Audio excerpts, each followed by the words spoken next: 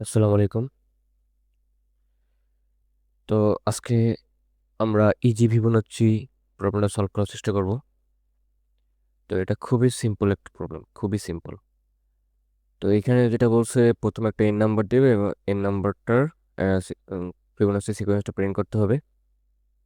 উত্তরে কিন্তু বেসিক্যালি এখানে দিয়েই দিছে কিভাবে সলভ করতে হবে। বেসিক্যালি এখানে উত্তরটা দেওয়াই আছে। তো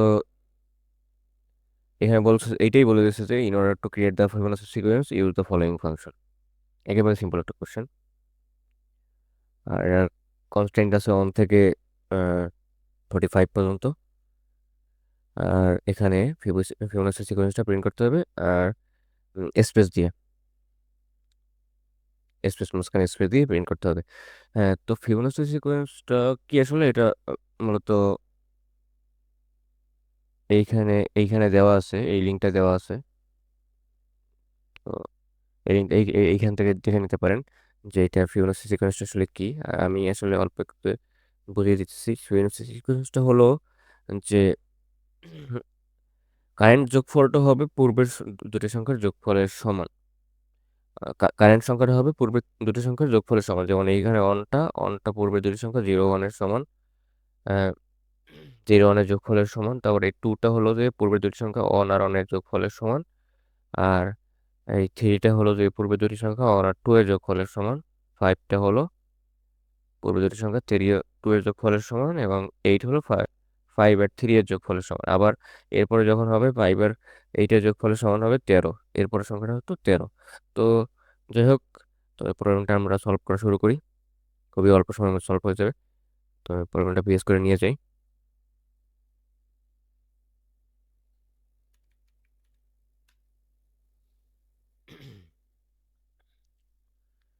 তো এখানে যেভাবে বলছে আমরা ওইভাবেই সলভ করার চেষ্টা করবো। একেবারে ওইভাবে সলভ করার চেষ্টা করব। তো এখানে একটা নাম্বার প্রথমে ইনপুট নিয়ে নেব আমরা।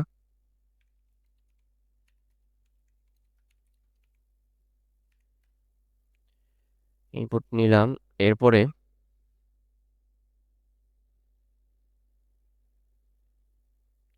এরপরে আমরা একটা অ্যারে ডিক্লেয়ার করে নিব। কি জন্য সেটা বুঝতে পারবেন এখনই।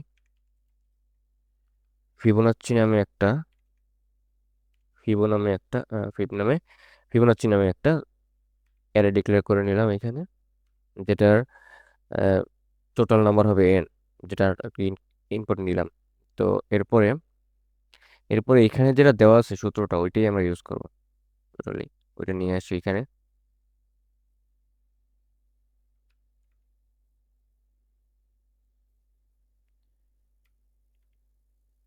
টোটালি আমরা এইটাই ইউজ করব।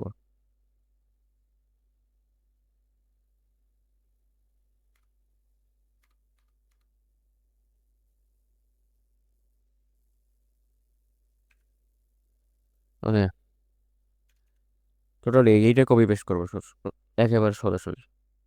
তো আমরা এখানে প্রথমে একটা ফিবের ফিব যে অ্যারেটা নিলাম, ওইটার 0 নাম্বার ইন্ডেক্সে, 0 নাম্বার ইন্ডেক্সে, জিরো না, এটা অন থেকে শুরু হয়েছে। ইন্ডেক্সিংটা অন থেকে শুরু হয়েছে। তো আমরা এই ইন্ডেক্সিংটা অন থেকেই করব। তো এখানে অন নাম্বার ইন্ডেক্সে আমরা সোজাসুজি 0 রেখে দেবো একেবারে। এখানে যেভাবে বলছো ওইভাবে। আবার ফিবের ফিবের 2 নাম্বার ইন্ডেক্সে আমরা অন রেখে দিব। একেবারে সিম্পল। এরপর আমরা একটা লুপ চালাবো। ইন্ট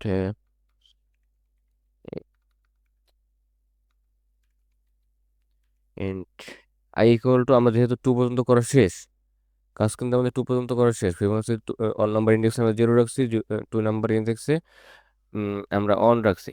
ঠিক আছে, এখন আমরা 3 নাম্বার ইন্ডেক্সে কাজ করব। তো 3 নাম্বার ইন্ডেক্স থেকে শুরু করলাম। লুপটা 3 নাম্বার ইন্ডেক্স থেকে চালানো শুরু হবে এবং যাবে হবে এন পর্যন্ত। এন পর্যন্ত যাবে। এরপর আই প্লাস প্লাস করলাম। এরপরে এবার আমরা এইখানে যেটা বলছে আমরা ঠিক ওইটাই করব। এইখানে যেটা বলছে সিম্পল, একেবারে সিম্পল। ফিবের আই নাম্বার ইন্ডেক্স, ঠিক আছে, আই নাম্বার ইন্ডেক্স মানে 3 নাম্বার ইন্ডেক্স থেকে শুরু হবে। আই নাম্বার ইন্ডেক্সে আমরা কি রাখবো? ফিবের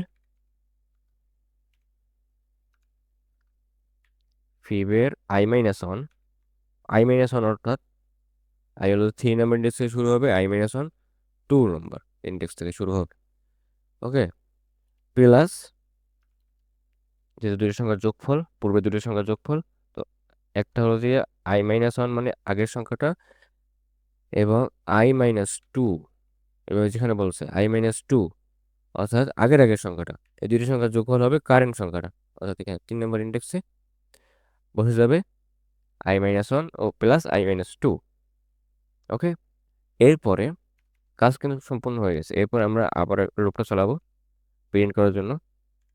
এইবার লুপ কিন্তু চলবে আই অন থেকে, যেহেতু আমরা অন থেকে প্রিন্ট করবো, এখানে অন থেকে প্রিন্ট করছে, আমরা অন থেকে প্রিন্ট করবো, এই জন্য আই চলবে অন থেকে এন পর্যন্ত।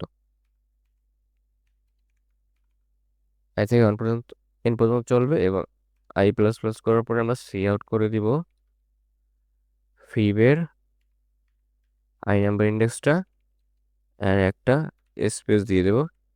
কাজ কিন্তু শেষ, রান দিলাম অ্যান্ড পাস। ওকে, তো এইটা আমরা কেটে নিই একটা, আমরা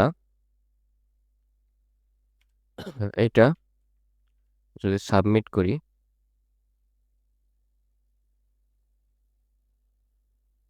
কত ছিল ফিবোনাচ্চি, ইজি ফিবোনাচ্চি, তো ওইটা সাবমিট করি আমরা।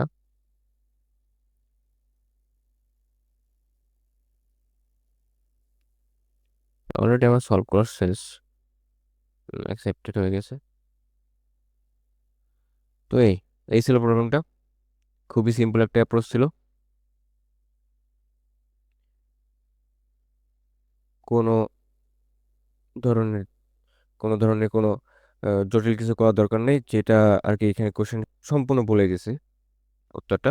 তো এই অ্যাপ্রোচটা ফলো করলেই কোশ্চেনটা ইজিলি সলভ হয়ে যায়। ওকে, তো আজকে এই পর্যন্তই, ধন্যবাদ সবাইকে।